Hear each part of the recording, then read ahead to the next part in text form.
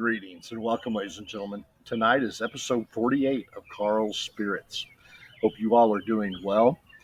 Tonight we're going to be tasting something, and I'm not even going to beat around the bush with you about it. It is something pretty special. And this is the Joseph A. Magnus Cigar Blend Bourbon. Joseph Magnus Cigar Blend Bourbon.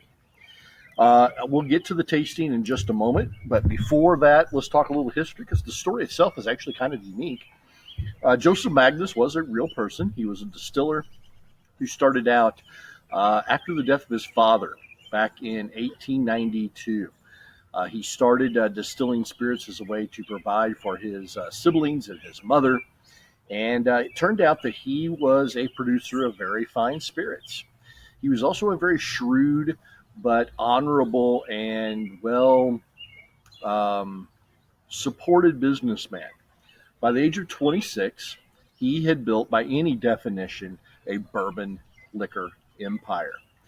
His signature spirit was the Murray Hill Club whiskey, and this was highly sought after from the leading industrialists of the time, the mega wealthy, all the way down to ordinary people were all really after his Murray Hill Club whiskey. However, like many stories, there's also a dark cloud in here, and that dark cloud is, of course, when we talk about bourbon, Prohibition. 1918, with Prohibition looming just a year in the future, Magnus decides to shutter his distillery for good, and he closes down production.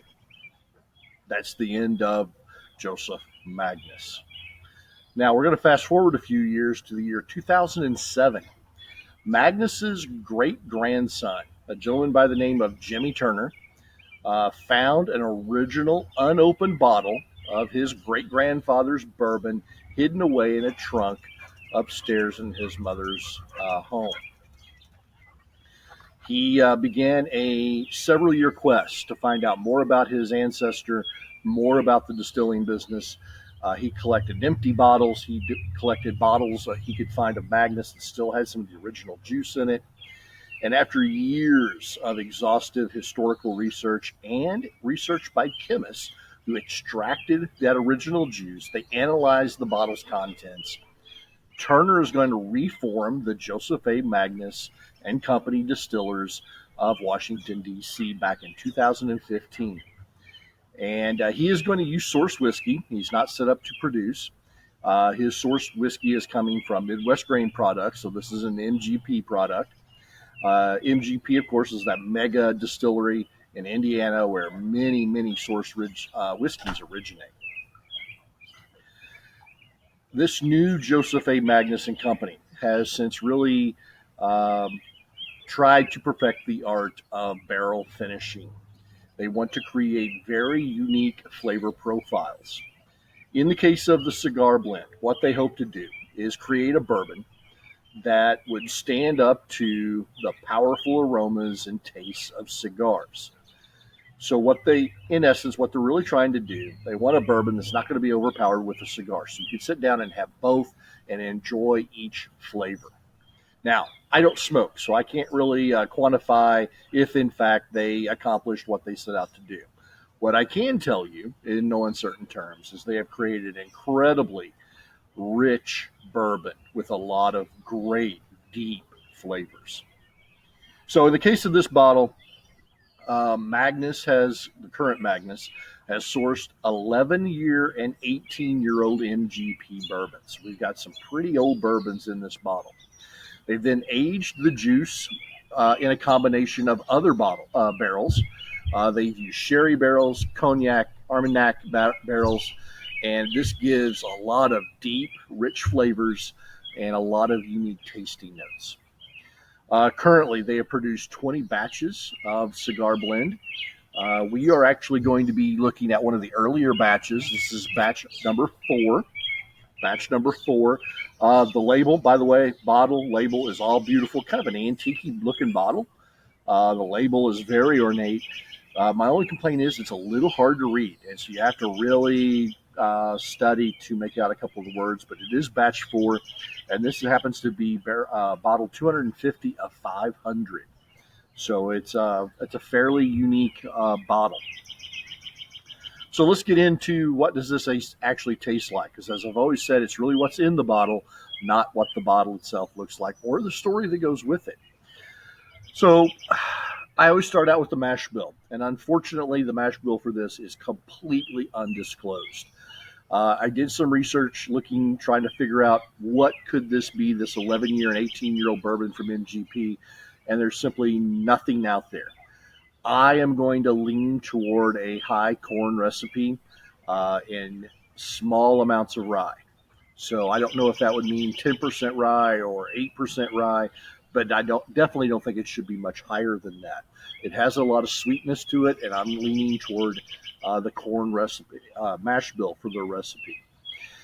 It is 101.7 proof in the bottle, so it's big, but it's not huge. Some of the other batches were up to 111 proof, but this particular batch comes down to 101.7. Now, due to the barrel finish from the sherries and the cognacs, this has an incredibly dark color to it. Really deep, rich copper. The lines on the glass, for me, are particularly thin, I think, but they are incredibly sticky. So it's kind of unique. They're really thin, but they really stick to that glass well. So let's go ahead and get into the heart of this. What does this thing smell like? Well, first of all, it's got an incredibly rich nose. It's very deep. But what strikes me most, or first, I guess I should say, is there's almost no alcohol aroma whatsoever. There's very, very, very faint alcohol on the nose, especially for 101 proof. So great job. Second, it's earthy. A lot of earthy aromas here on this nose. I get a lot of well-seasoned oak, lots of leather, dried tobacco. And so it's a very earthy aroma. But there's also just a very fine, light spiciness to it as well at the end. Let's go ahead and taste this.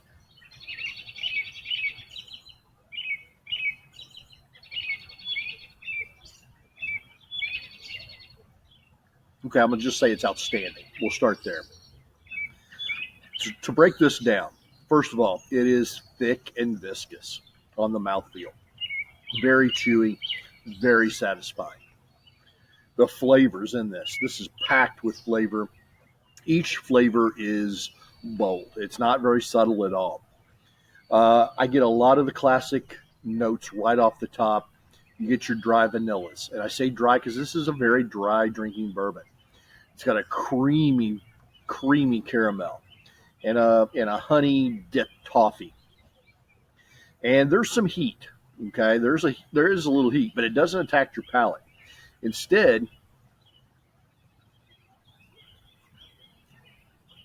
this coats your mouth so well, it just hangs on there and really warms each taste bud.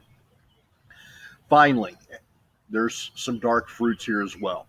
And I'm going to assume those come from probably the sherry or the cognac barrels that they use to finish this bourbon. It also really helps to deliver the sweetness that takes over about mid-palate.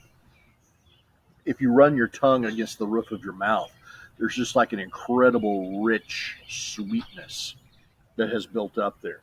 Excuse me. Finally, the finish on this. It is long, it is dry, but it is also a very creamy finish. Now, I know that sounds kind of backwards, but it's creamy and a real pleasure to drink. It is dry like a wine, but everything just coats the mouth and just hangs in there, delivering that taste. There is a pronounced note of sweet cinnamon and licorice in this. It is not a dark licorice flavor, but a real light licorice that just sits there and lets you know it's there. Overall, this is an outstanding bourbon. It is rich. It is creamy. It is pleasure to drink. However, I have 3 issues. First, it is a sourced bourbon. I have nothing whatsoever against MGP or Joseph Magnus, but I really enjoy seeing distillers produce their own product. Second, this is a very limited release, and as such, it is hard to find. Only 500 barrels in a batch. Each batch is produced annually. So we're looking at a very limited release here. So As you can imagine, it's limited, but yet it's really delicious. So you can imagine what my third issue with this is going to be. That's right, the price.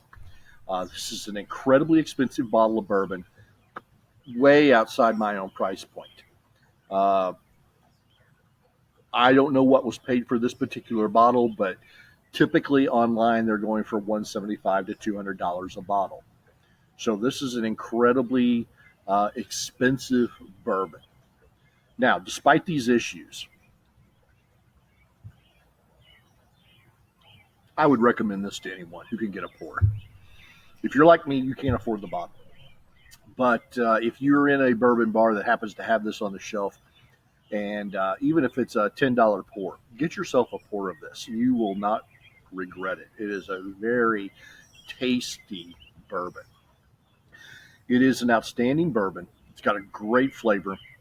And I'm going to go ahead and give this 4.75 Karl stars. 4.75 Karl stars for the Joseph Magnus Cigar Blend. I don't care if you smoke a cigar with it or not. The flavor of just sitting around sipping this bourbon, very well worth it. So, ladies and gentlemen, that's my take on Joseph Magnus Cigar Blend Bourbon. I hope everyone is enjoying themselves. And as always, I want everyone to stay safe, peace, and happy pours.